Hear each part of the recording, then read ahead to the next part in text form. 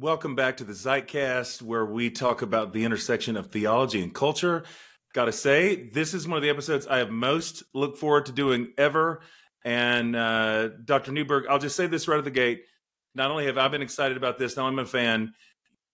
Far and away, my wife, Nicole, is just freaking out about this. She is a huge fan, like a monumental fan. This is the first time I've ever had a conversation I think Nicole thinks is really cool. So I feel so much cooler to my wife right now to be able to have you on the podcast. So, well, thank you. I appreciate it. Tell her I said hello then. I will do that for sure. Dr. Andrew Newberg, a neuroscientist who studies the relationship between brain function and various mental states. He's a pioneer in the neurological study of religious and spiritual experiences, a field known as neurotheology. His research includes taking brain scans of people in prayer, meditation, rituals, and trance states in an attempt to better understand the nature of religious and spiritual practices and attitudes. I love your new book, Sex, God, and the Brain. Certainly want to talk about that. But also, certainly, given my background, books like How God Changes Your Brain and Neurotheology, How Science Can Enlighten Us About Our Spirituality. Incredible resources. So once again, welcome to the Zeitcast. Just a thrill to have you here. Thank you. It's great to be here.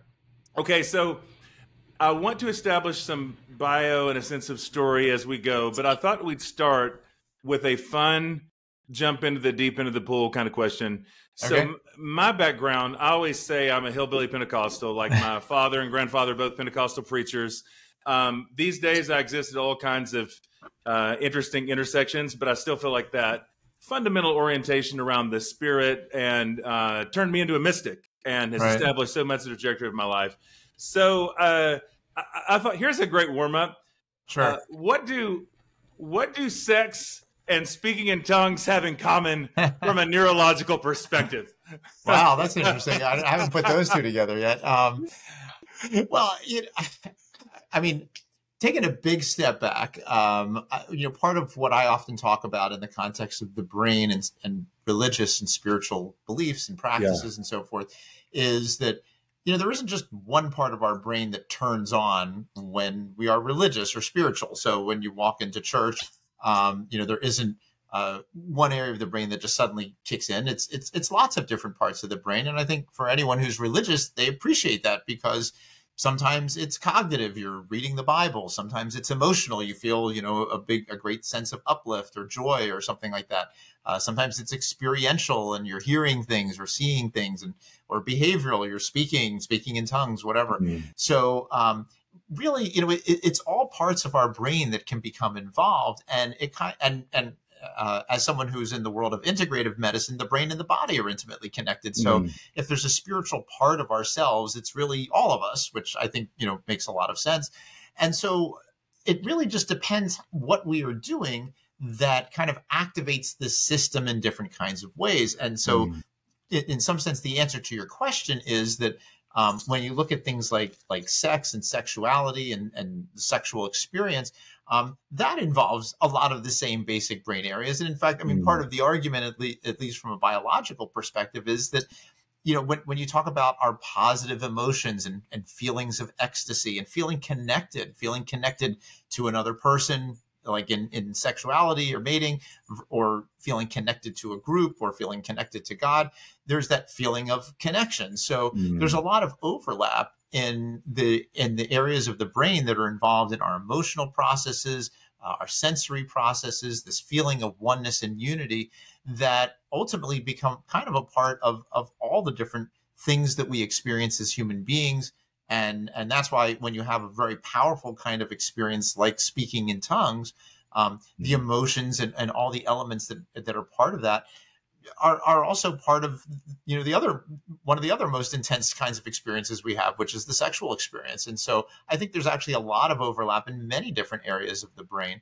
And that's part of what what I was exploring in that book, which is, how do we actually kind of understand all of those different connections? Because I think it's actually fairly complex. It's fairly intimate and fairly intricate. And so to me, that's part of the real point of all of this, which is that, we have a brain that is built to have some incredible experiences. And so we use a lot of the same parts of our brain, irrespective of how we get to those experiences. That's so good. Well, and I thought of the question partly even just from a drive-by reference, but knowing that you have both done brain scans with folks experiencing sexual intimacy, but also speaking in tongues and thinking like, Right. but just that sense of the transcendent and the things that we both experience in our bodies, but in a way can feel like sort of transcend some of the normal categories. I love this about your work in general, because I'm such a fan of exploring these intersections. What I think is so cool about what you do, among many other things, is that you clearly are a lot more conversant in theology and philosophy than I am in neurology. So you know plenty about my lane, whereas I don't know nearly as much as about yours. I'm so curious, though, given your field, where did that search begin for you, even of exploring the transcendent through your work and these intersections of philosophy and thought and theology? Because obviously this is not something everybody's doing. So I just love to hear a little bit of kind of your origin story in terms of why these intersections lit up for you. Well, a lot of it began way back when I was a kid. There was sort of this, I was always kind of confused as to why people believe different things. I felt like, well, if we're all looking at the same world, why do we have different political views? Why do we have different moral views? Why do we have different religious views? Why shouldn't we all kind of look at the world exactly the same? And so my sort of fundamental driving question behind all of this has been, what is the real nature of reality, and how do we come to know that reality? And so for me, a lot of that, I said, well, let's start with the brain. I mean, that seemed kind of a logical starting point. And that's the part of our being that helps us to receive information from the world and read and think and learn and feel. And so I got to study the brain and see how that's working. And I did a lot of that as I was going through my educational development and school, try to study neuroscience and understand all of that.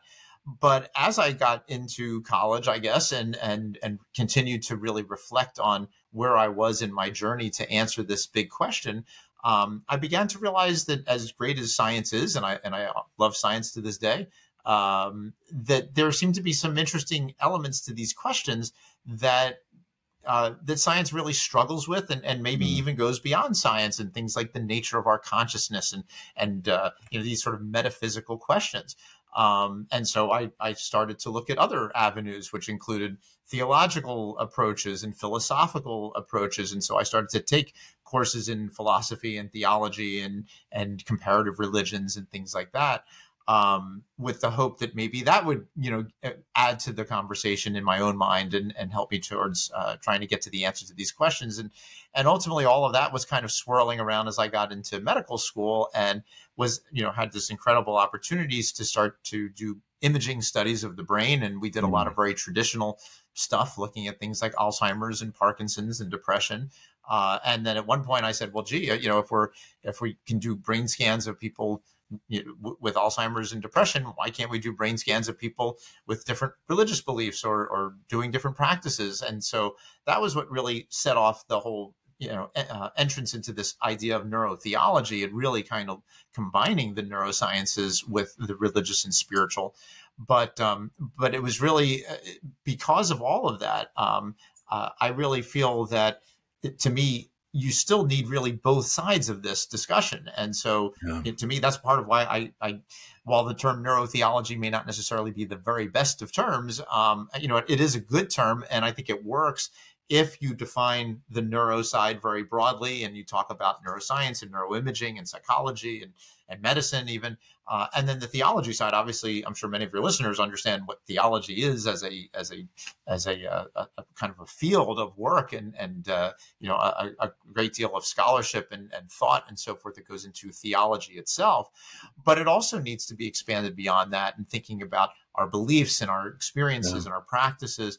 And so, to me, at some level, I guess all of this has been kind of my combined spiritual and scientific journey, hoping that someday, with some combination, which I'm still all trying to work out, I'll get to an answer that will be satisfactory to all sides. But as I always tell people, if I do figure it out, I will certainly let everyone know. But I won't keep it to myself. But I do think that because of the complexity of the questions and the challenging elements of them, and the philosophical, theological, biological pieces to all of it.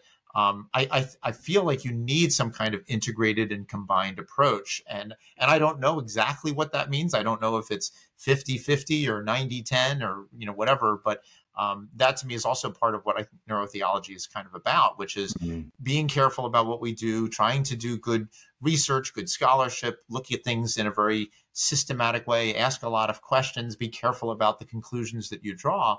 But with the ultimate goal of trying to get to the answer of these very fundamental questions about who we are as human beings and how we perceive and understand the reality around us. That's beautiful. And Dr. Newberg, I love the way I feel that sense of restlessness in your work of fresh pursuit and of exploring and being experimental and jamming it out as you go and feeling free to mix stuff up in the lab that hasn't been done before quite this way. I'm so curious because given the world that I come from, historically, at least, there's been a lot of suspicion of science. I hope we're moving along in terms of we're slightly less likely to kill scientists. Yeah, I hope so. I certainly hope that's true. Because they threaten our belief system in some way. Is there as deep a suspicion of theology within the other side of your discipline of neurology and science as the other way around? Well, obviously there's a whole continuum of people. And I would say that, when you have people on the far side of both of these, ways of thinking, if you have a very, very staunch atheist, materialist, when they come to some of my work, because I am, at least open to the religious and the spiritual and what it may mean, and could there be something beyond kind of the physical world? I'm not saying that there is, but I'm certainly open to that as a possibility. They don't like that. And then certainly, for somebody who is deeply religious, while it might be interesting to know what your brain does when you're speaking in tongues, obviously it doesn't change, that you are doing it or why you are doing it or the experiences that you have. You're religious because you feel religious. Sure. Whether we have some information about the brain, is again, it might be intriguing, but it doesn't really have any fundamental relevance to a person who has that deeply religious perspective. But for the large majority of people who have, kind of are in the middle of those two, very strong extremes, I think there is a lot of interest in trying to understand this relationship. I certainly know of a lot of people, certainly in the medical world, who appreciate the importance of religion and spirituality in people's lives and feel that that's an important part of helping to take care of them in some form or another, at least being open to how important it is for people in terms of the way they cope or deal with different illnesses. And again, I certainly know, many religious individuals who are very intrigued about what's going on in our brain and in our body. Sure. And they feel like that's an appropriate thing to do. I mean, as I guess the analogous story often is that if you, give your kid a little, fire truck or something like that for Christmas or whatever, and then you come back an hour later and they're taking it apart and they're looking into it, you're like, wow, this is great. They're curious and they're trying to learn about it. So, why shouldn't we strive to, if God made us, then, why shouldn't we sort of take ourselves apart and try to explore what we are and how we work and try to understand that more. So I think, I may be somewhat blindly naive, but, for the most part, I've had a wonderful time being able to talk about this with people of all different perspectives, including people who are atheists and people who are deeply religious. I think there's always still an appreciation for learning about something. Even if you are a pure materialist, don't you want to understand, what's going on in the brain of somebody who isn't and why they feel a different way than you do? So I think, no matter what perspective one takes, there's something within neurotheology which has value. And sometimes it can be very pragmatic. It can be how does meditation or prayer help us to cope or help us to deal with anxiety in some effective way, to thinking about the mind and consciousness and how that all interweaves with the brain, to really, truly philosophical or theological questions. If a person experiences salvation or revelation, what part of them experiences that? Is it their soul? Is it their brain? I mean, at some point, the brain's part of that process, even if it's how they speak about it or think about it or behave about it. So there's a lot of fascinating questions, I think, that come up within the world of neurotheology, and that to me is what makes it a very vibrant and a very dynamic kind of area of work to do. Because we've as much as I've done, I mean, we're really just scratching the surface. There's so much more for us to be able to explore and to look at. Even the way you say that there, your analogy of the child when they have the toy and then they take it apart. I know that for a lot of religious folks that I know, they fear that kind of taking apart, because for them that's synonymous with demystifying or debunking in some way. And I always feel like with your work, it's kind of the opposite of that, is that in taking the thing apart, that there's such a deep reverence for these big questions. It's certain the spirit of it is not at all trying to demystify or to make it, or to take away someone's sense of the sacred. Right.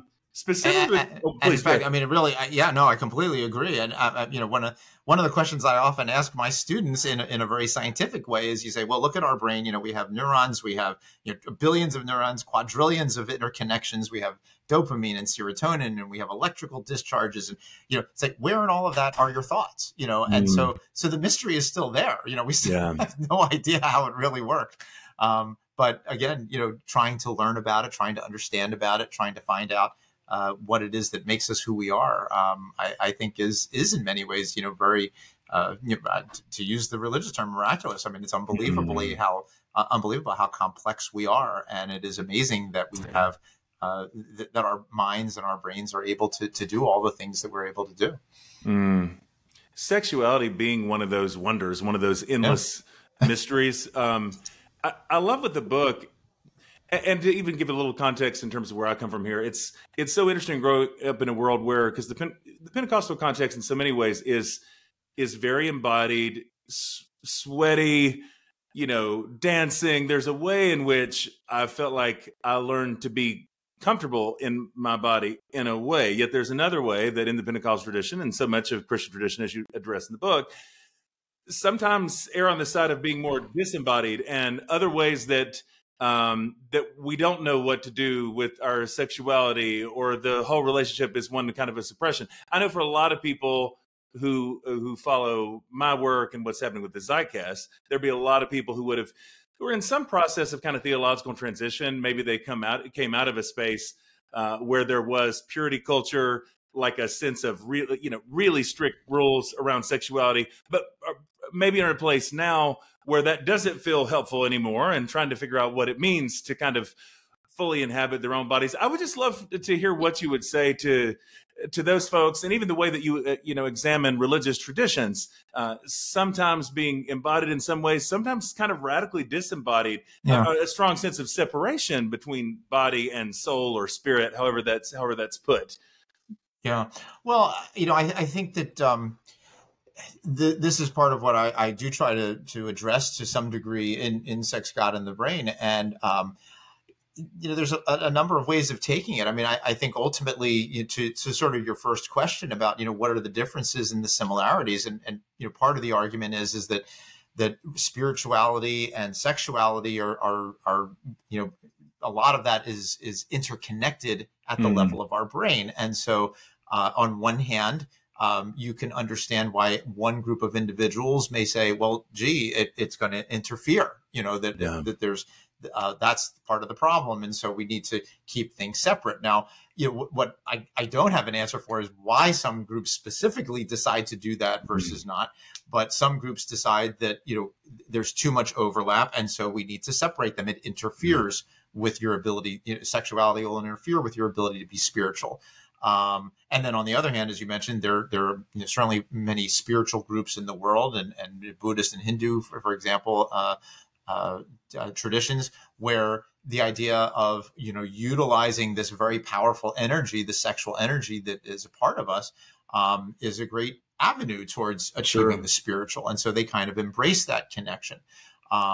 And so, I can kind of see it going both ways. I mean, I guess some of it does have to do a little bit with just overall perspective on these different ideas, on how we are religious and spiritual, on the approaches one should take.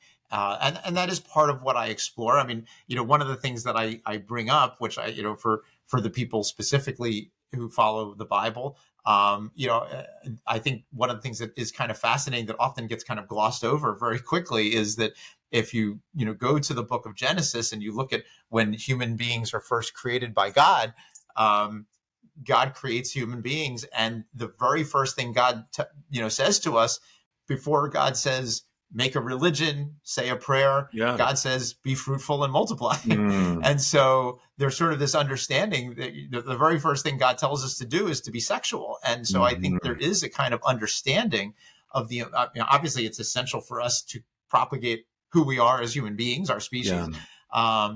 But I think there is something to be said for the power and the value of that. In fact, the covenant with God and Abraham and the idea of using circumcision as an approach to, I mean, again, you're talking about sexuality and the sexual organs and so forth. So there really, it's amazing, how much emphasis and overlap there is. And I think, I guess part of what I hope comes out of the book is a better appreciation for this interaction and maybe a more positive, more productive way of realizing how we can kind of bring these two very important aspects of humanity together in ways that are beneficial. And obviously, sexuality is an incredible expression of human love and that connection that one makes. And even the Pope, for example, has talked about sexuality as kind of reflecting the connection that human beings have with God. I mean, you hope for that deep, intimate,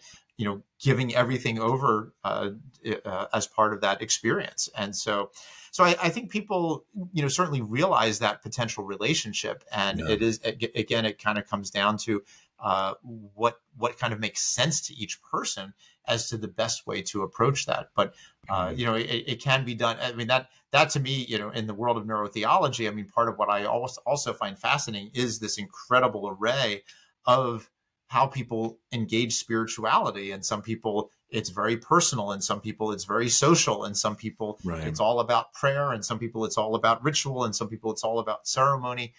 Some people want to study the sacred texts. Other people want to just be in prayer and don't worry so much about So I mean, this is this goes back to the first question, which is that I think almost all of us look at everything a little bit differently. As I often like to say, if there's 8 billion people on the planet, there's 8 billion different religions. No two people look at anything exactly the same. And that's because our genetics are all different. How much dopamine we have is different. How, what's happened to us in our lives, our parents, our friends, our teachers, our good things that have happened to us, the traumas that have happened to us that bring us to where we are now.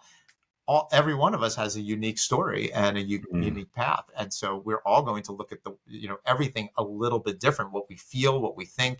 I could have 100 people all reading the same passage or all saying the same prayer, and they're all going to do it a little bit differently and emphasize one thing a little bit more, a little bit less, feel something a little bit more, a little bit less. And that's, to me, also part of what makes neurotheology very exciting, is to look, not just at what happens to all of us, but what happens on that individual level, and makes each one of us really have that ability to have that connection. Yes, I love that. And I love that you brought up the verse in Genesis, because there is a way that for those of us that come from Jewish and Christian traditions, I mean, really the story starts kind of radically embodied, as you said, before there's any kind of liturgy, before any law, before any commandments. Be fruitful and multiply. And then that so much of then what follows is kind of all about what you do with your pots and pans and your genitals. It's just very it's much many times that's true. Yeah. So it's just like, it's so embodied in that way. In general, I found your work, and this might be a little bit more of a 30,000 foot question. You're so positive in your evaluation of what faith, what belief can do, the constructive force it can be in people's lives.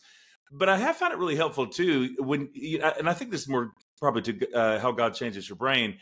But when you talk about the ways that the instances in which religion does become toxic, the handful of particular beliefs or ideology that keep religion from being more of a productive, constructive, life-giving force Yeah. in people's lives. I'd love if you could speak to that a bit in terms of what are the exceptions Sure. when you find that religion's not necessarily healthy so much for our brains and our bodies.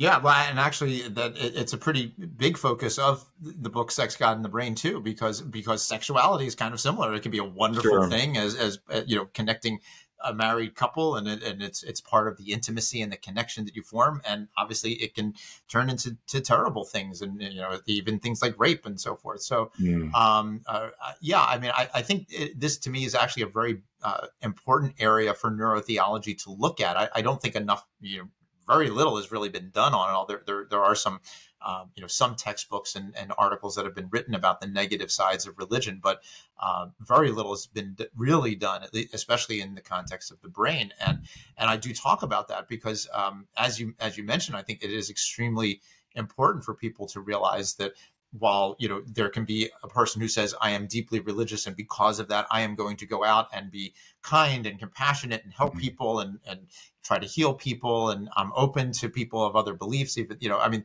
so people can take that kind of perspective as a deeply religious person. And then there's other deeply religious individuals who say, I'm going to, you know, strap a bomb around my chest and kill people who don't believe the way that I do. And obviously that's one extreme. You know, perhaps a more common extreme that a number of people probably know about is when people just kind of begin to view religion very negatively. And sometimes this happens in the context of a trauma.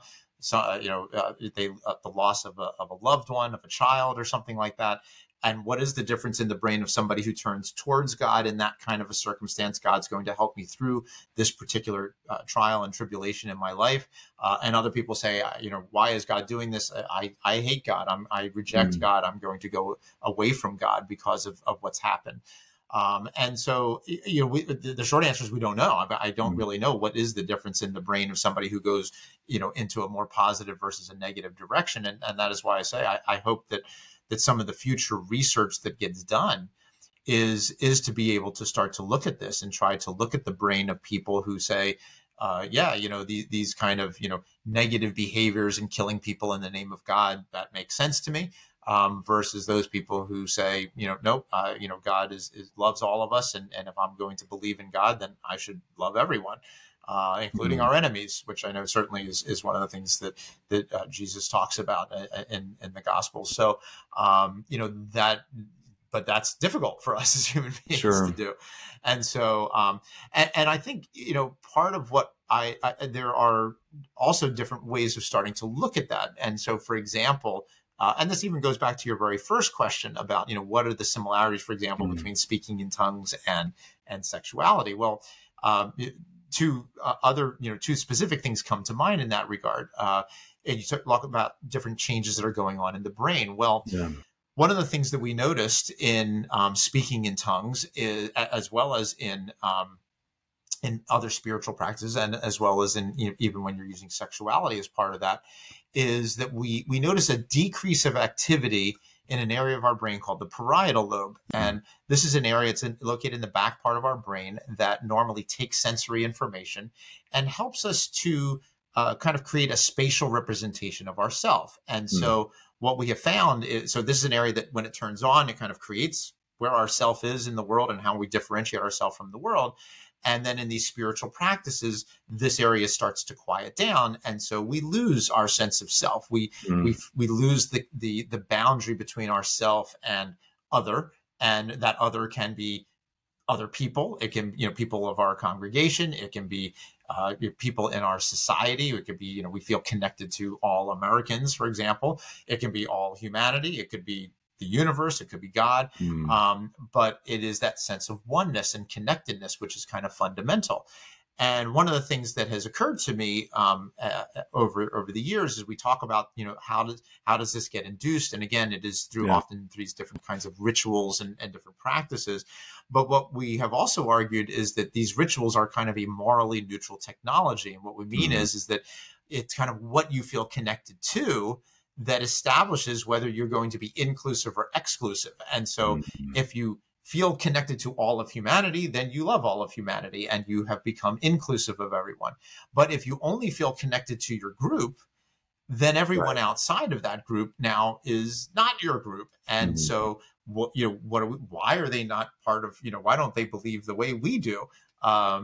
There must be something wrong with them. Maybe they're confused at best, and maybe they're evil at worst.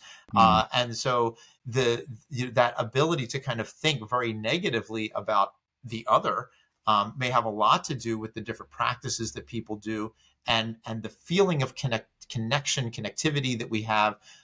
What do we feel at one with? And that ultimately can be a very important player in terms of this negative side of thing. I think there's probably other elements as well. I mean, obviously, a lot of this may come down to some very primal kinds of feelings. And you think about, another part, and this goes back, I'm answering the first question you asked again. One of the other things that we talk about a lot in terms of spiritual experiences and practices is what's called the autonomic nervous system. And that there's two arms of the autonomic nervous system. One arm is the arousal system and gets us, ready to go and ready to react to different things in our environment. The other is the calming side, and that gets us to relax and to sleep and so forth. Well, that's also part of what leads to aggression or non-aggression. If we are feeling calm and relaxed, then we have positive emotions. We feel connected to people. We have a feeling of calmness and blissfulness, which kind of takes us over, and we feel good. On the other hand, if we get to a feeling of profound arousal and activity, sometimes that can be good. Sometimes it can be a very charismatic, evangelistic kind of feeling, and you feel ecstatic and a great deal of energy.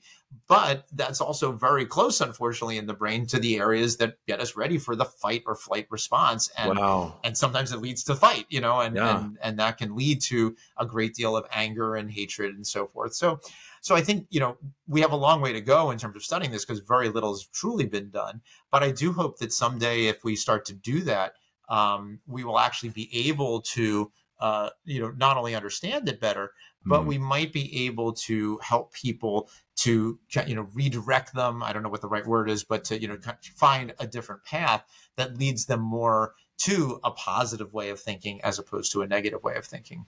Gosh, I'm so fascinated by this whole thing, because on the one hand, it's like it's so immediate for me, that connection between, well, even just all my experience in Pentecostal worship, the way that there is at best a kind of surrender, not just to God, but to the people around you, that is very vulnerable, that is very intimate, and there being a real beauty to that. But then the fact that can be maybe only a stone's throw away from a very different kind of surrender to other kinds of emotions and lowering inhibitions for.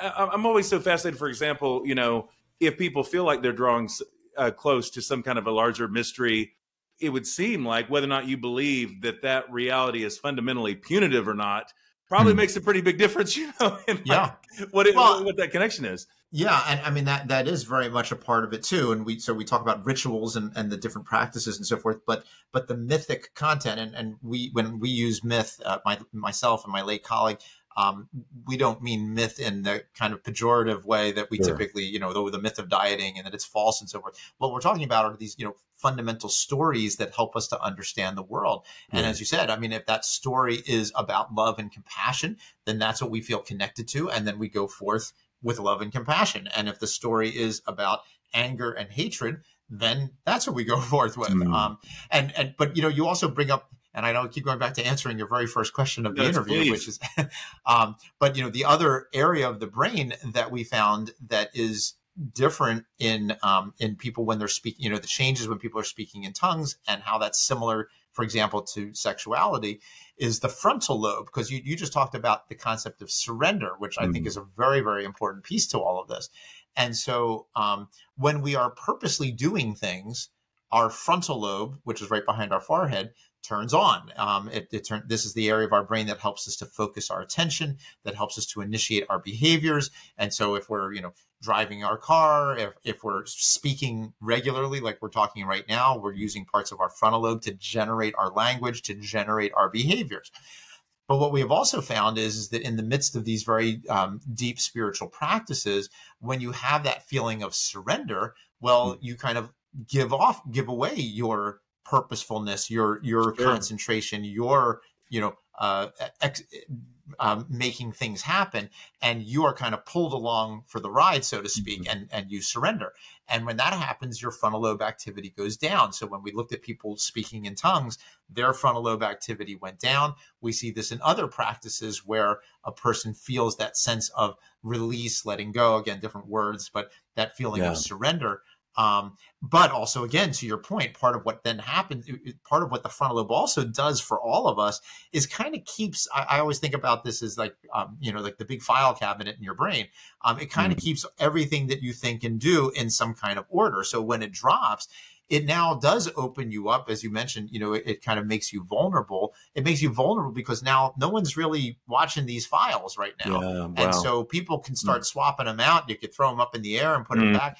And, now sometimes that leads to wonderfully positive experiences that change, fundamentally how a person is. And that these are the enlightenment experiences, the conversion experiences and so forth that really change the way a person thinks about the world. Many times they are incredibly positive, and that's great. And it kind of change, they're transformative in a good way.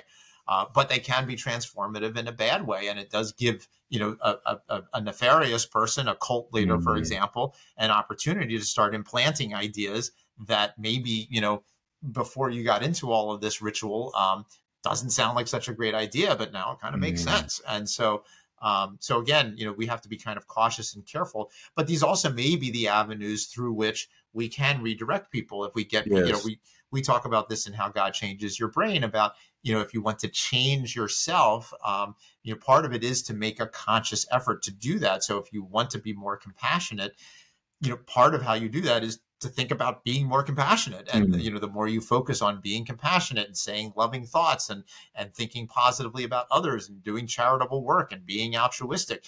Well, as the saying goes, neurons that fire together wire together. And so the more you do those good behaviors, the more those neural connections form and the more you continue down that path. And so you literally can change the nature of who you are. But unfortunately, I mean, it can go in both directions. And maybe the last thing to say, which is maybe the scariest thing, is that if there fortunately hasn't been a whole lot of data on this, but there have been some studies, most of these much older studies, because I don't know if people will be allowed to do them anymore, where they kind of tell you that all of us can be kind of turned into something bad. Or at least we have that potential. If you put somebody, these are experiments where they would tell people to give shocks to other people, or there was something called the Stanford prison experiments where they just arbitrarily made some people guards and some people prisoners, and they had to stop the study after like 3 days because they're getting ready to kill each other. Wow. So, and these were otherwise just totally normal people, but because you now establish that you're one thing and you're another, all different kinds of, strange interactions start to occur, and I don't trust them. And they, and all of a sudden your mind kind of runs away with you. So it is a little scary that a lot of our minds, have the potential to be altered if we're limited in what we can learn, if we are, put into, various abusive or, challenging problems. It is difficult to continue to find the moral high ground at times when the rest of the way everything is being set up for you is going in an opposite direction. So it can be very challenging. And again, learning about that and trying to see what's going on in the brain is going to be important for us to learn about those experiences and hopefully learn how to avoid them or at least change them. That's so helpful, especially in the moment that we're in politically and all that, because one of my concerns for those of us who come out of more kind of high control religions is that when you're used to kind of the messaging that someone is kind of like Moses and they're coming down from the mountain with the word of God and whatever they say goes. I'm just seeing so much around me in terms of the way that can prepare people for a kind of authoritarianism. Right. That can just be, again, maybe at best could be used in a constructive direction. Like, if Dr. King is the charismatic figure you're drawn to, that's one thing. That's right. But when they're very different kinds of ideas, just how dangerous that can be when there's already, would it be fair to say then a kind of hard wiring for that kind of authoritarianism?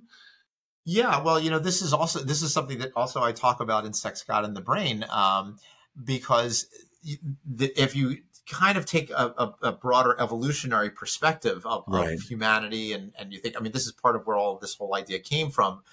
It goes back to some early work that I did with my late mentor, who was an anthropologist as well as a psychiatrist. And we talked a lot about, well, what was the evolution of the human brain, and what elements from animals theoretically, became part of the human brain.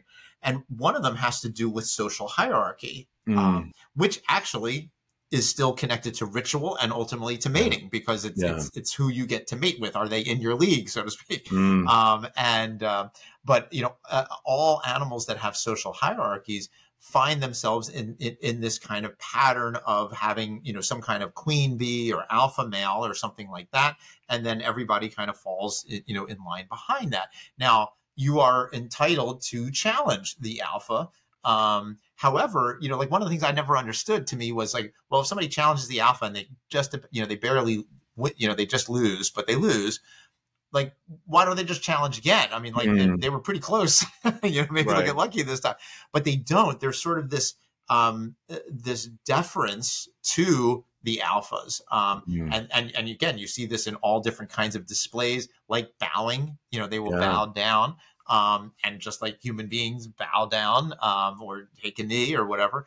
And again, sometimes that's okay. I mean, it's appropriate to bow to God, for example.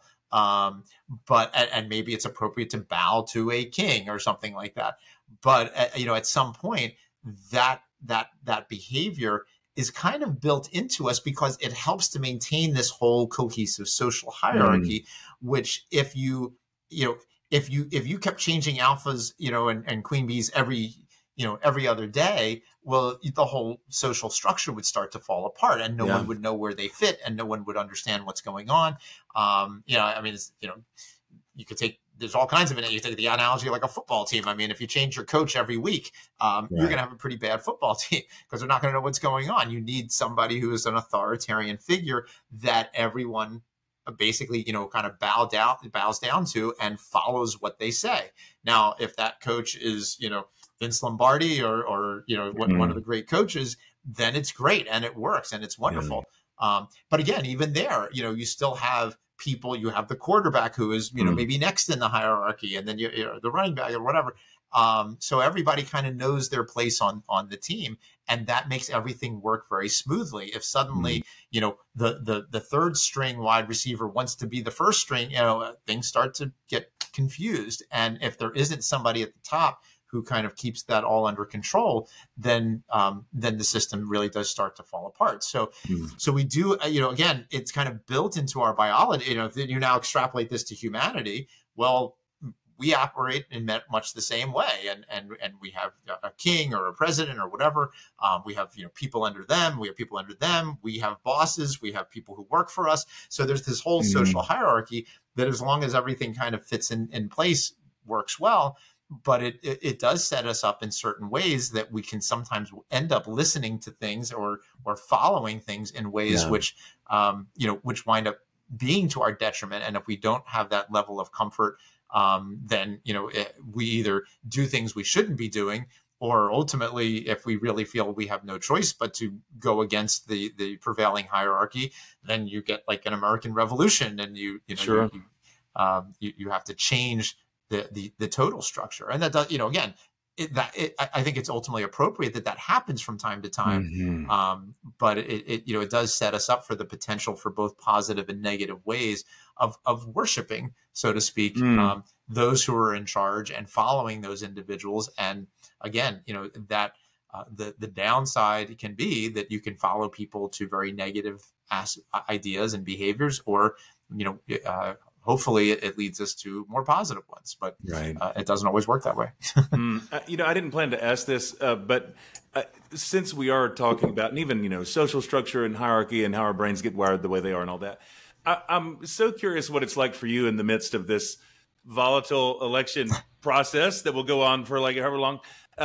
What's kind of lighting up for you right now in terms of what you know about how our brains work, and what you're reading in the news every day, like like just a riff today, like on this Friday afternoon, what's screaming at you in terms of how what you're seeing happening in the world intersects with your work? Yeah, well, I think, it does have a lot to do with what we were talking about a little while ago about, what do you feel connected to? Yeah. So that's part of it. And I actually wrote a book a number of years ago didn't get a real popular play, but it was one of my favorite books. It was called Why We Believe What We Believe. Yes. And part of what I was talking about in that book was a kind of very simple issue, which is that we have to have some mythic story in our mind about how the world works. Sure. And every one of us has to have that. We have to, why do we get up in the morning? Why do we go to work? We want money. Why do we want money? I mean, there's a story in our mind about how reality works. And for the most part, we come up with a story that works for us. And so it could be we're a religious person. It could be we're not a religious person. It could be we're a Republican, we're a Democrat, whatever it is, that we kind of look at the world in a certain way that works for us. Now, as we go out into the world, there's different pieces of data that we encounter all the time. Some of those pieces of data are consistent with our worldview, and others are go against it. So if, let's say, we come across a person at the bus stop or at our work who, we're talking to them and we say, well, we think, one presidential candidate should be the one who wins, and they say the other one. So, what do we do with that? So when we confront somebody who doesn't believe what we believe and they're espousing a different belief system, our brain now has two choices. The choice one is I'm right and they're wrong, or they're right and I'm wrong. Now, which one is our brain going to choose? Well, I would say about 95% of the time, our brain is going to choose that we're right, that I'm right, because if I don't know reality well, then that's going to elicit a very prominent stress response. It's going to be very anxiety provoking, because if I don't understand the world, my survival, literally my survival is at stake here. I'm not seeing the world right. What I thought I was supposed to be doing, I'm doing wrong. And so it's much easier for me to say, no, I'm right. Clearly they're wrong. I'm okay, and take a deep breath. But then, it's like, well, how come they keep sending me emails to tell me why I'm wrong? How come they keep telling me that I'm wrong? So part of the problem is that now we're like, well, there must be something either wrong with them. Maybe there's something evil with them. Why would they keep doing this when clearly they're wrong? And it also it's true of all ideas. And look, this is true beyond politics. This is true in science as well. There was the old sort of, I don't know who came up with the saying that science proceeds one funeral at a time, because, you have to kind of get rid of the old guard to bring in the new ideas. And I've seen this hundreds of times in my medical career where there was like a way of treating people, and then somebody comes up with a new way of doing it, and everybody's like, oh, that's crazy. The studies are bad, this, that, they just reject it out of hand. And then, 10 years down the road, we're doing it the new way because that turned out to be the right way to do it. Yeah. So we all have this inherent ability to sort of reject ideas, people, and so forth, and information that go against our belief system. And then when we see something that supports our belief, see there, that says why I should vote for this person, or this is, that's why I should believe, in this tradition or something like that. So we're always kind of looking for the ways in which we can support our beliefs. And usually we're pretty vehement in rejecting ideas that go against us. And so now to really answer the final answer to this question is, when you look at kind of the social media world, and I know a lot of people are talking about that, this is kind of the problem with it, because on a daily, moment to moment basis, we can go on the internet, or we can go on, a podcast or whatever, Twitter or whatever, and we can find all the things that support things that make sense to us and that support our beliefs, and we can reject or ignore all the things. And in fact, the algorithms, which are designed, when I learned more about these algorithms, I was like, well, this makes so much sense, because the algorithms are not based on what's right or wrong. It's how much you're willing to look at them. Yeah. So if to take the example, if you're a Republican, and you go online and you're going to spend, 3 minutes looking at a story that's positive for Republicans and only 3 seconds for a story that is against, well, now you're just going to get more and more and more, learning about what supports your beliefs. And of course, this is true, for the Democrats too. So it goes both ways. But I think this is really, the problem that we kind of all have to face, which is how do we sort of get outside of our own biases and our own beliefs enough in a way that we can feel comfortable, but also look at the other side and try to appreciate the other side, try to understand the other side, even if we decide ultimately that we don't agree with that.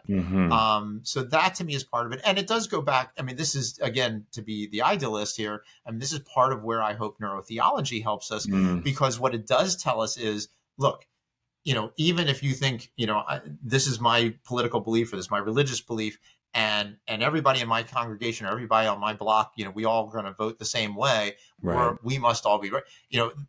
That to me, part of the issue there is that, we have to kind of realize that everybody's still thinking slightly different. Everybody's voting for one of these candidates. It's because one's worried about abortion, one's worried about the economy, one's worried about this, one's worried about that. And we're all worried about things in slightly different ways. So all of us really have different perspectives. And part of it is to appreciate the fact that maybe the fact that somebody believes something different than us isn't because they're bad or evil. It's just, it's their combination of everything that has brought them to that point. And so that's one of the things that I do hope kind of comes out of this search, which is the appreciation for alternative perspectives, and also that all of us are maybe we should be a little bit more compassionate and understanding for people who've come to conclusions which are different than ours, because they obviously just see the world a little bit differently, but not necessarily wrongly. That's so helpful. The last couple of weeks I've been messing around with, my Christian context, St. Paul's letter to the Ephesians, the line that we wrestle not against flesh and blood, but principalities and powers. I've been saying that we wrestle against algorithms because it does feel like that. Then, it's kind of like the machine and where that takes us. And if I can slide in one last question real quick, this is a personal one. I love because I do love the way you talk about how God, the idea of how God changes the brain, how we can change our own brains. And I know, maybe returning again full circle, as you've done a few times, to like the first question, it's been fascinating for me coming from the world that I do, where so much of my early formation was around these Pentecostal practices of, tongue, shouting, dancing, all that. But then later in life, so much of my spiritual development has been grounded in liturgy, where now a lot of what I found myself doing is, praying the Jesus prayer, Lord Jesus Christ, Son of God, have mercy on me, over and over again, or praying the Lord's Prayer and those kinds of things.